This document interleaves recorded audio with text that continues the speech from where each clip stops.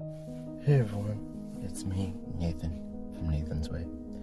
In this video, I am making an apple crisp. Now, this recipe is not of one that my family uses. I found this online.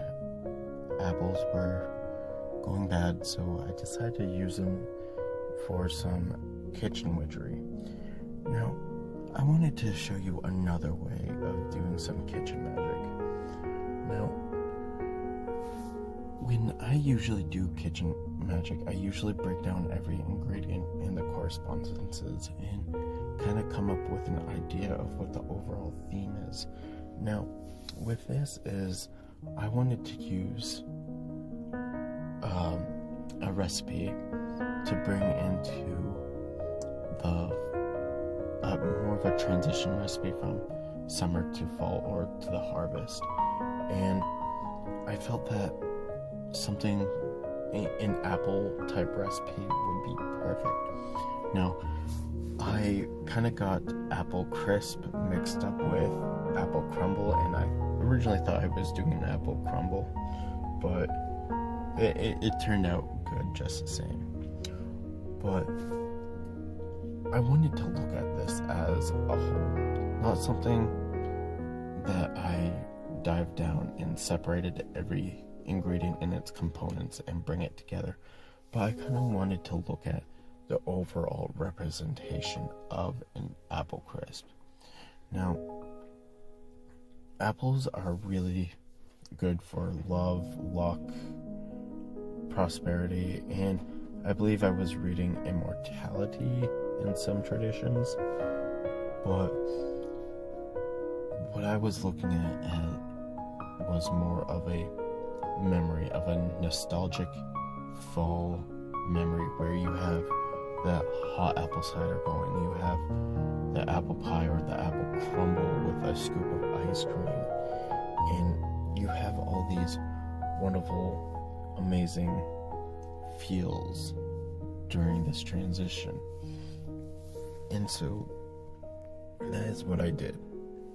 Now, I looked at it as kind of two parts. You have the apple mix, and I added more ingredients to it, but I was looking at the apple base and then the crisp top, and so the apples I felt like more of a wholesome love type vibe, and then on top you have that protective layer of the crust, kind of representing a home where you have a protective shell on the outside, but inside you have that warmness, that goodness, that just right of it all.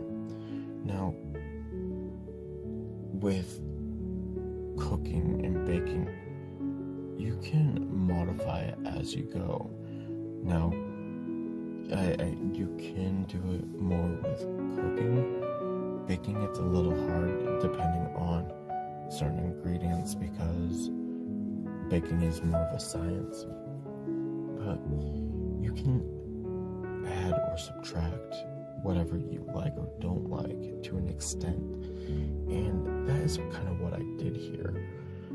I added ingredients that weren't in there, such as nutmeg, clove,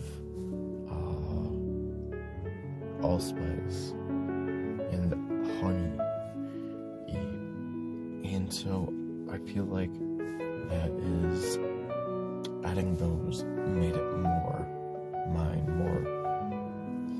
more toward the goal I was going for.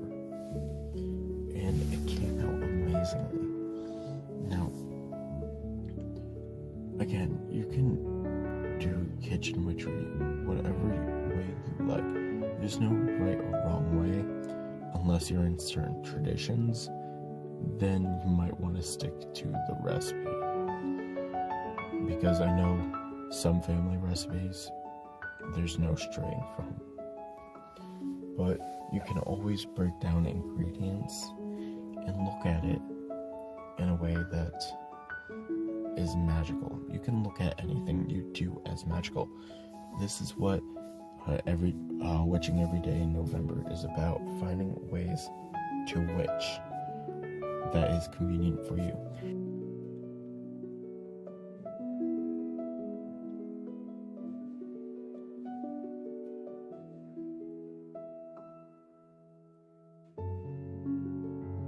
Now, you can do kitchen witchery or food magic in that sense, where you put the food on the stove, in the oven, in a microwave with intent. You're getting substance, nutrition, and it's a respectful way to honor the food you take in. Now, let's get back to this apple crisp. It looks really good right now, and I'm about to put it in the oven at 350 and wait until it starts smelling good, and a little time later. And so, again, you do you. Your tradition, your craft is all about you. Now, again, depending on your magical tradition, there might be certain things you cannot stray from, but with kitchen magic or certain things, you can do you. Look at this apple crisp. It looks so yummy. It was yummy. Look at those layers. Now let's cut into it.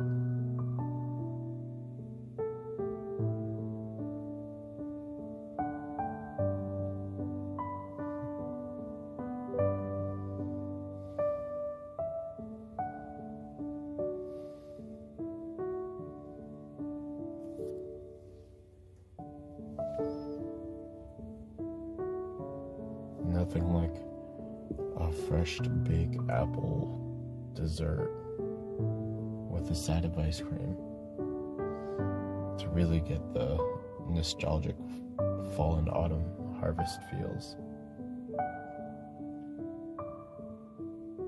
If you like more videos like this, please consider subscribing, liking, and hitting that little notifications button for more updates. Thank you for coming along my journey with me. This is my way, Nathan's way.